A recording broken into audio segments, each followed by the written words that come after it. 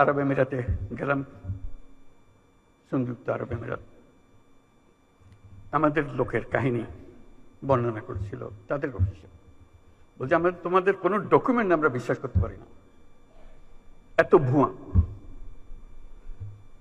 কাজের লোক হয়তো সে, কিন্তু সে সার্টিফিকেট নিয়ে এসছে মেডিকেল ডক্টরের সার্টিফিকেট।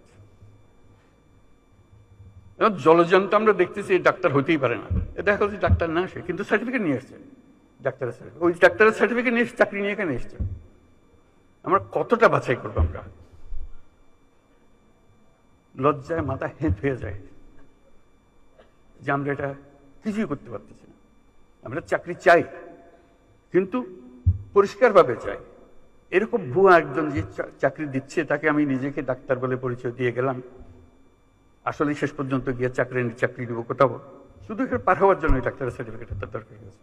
এবং আমরা কেউ না কেউ তাকে এই সার্টিফিকেট দিচ্ছি, নিশ্চয়ই অর্থের বিনিময়ে দিচ্ছি। এবং এখানে বহু আছে, সেটা এজেন্ট আছে, সেই জোগাড় করে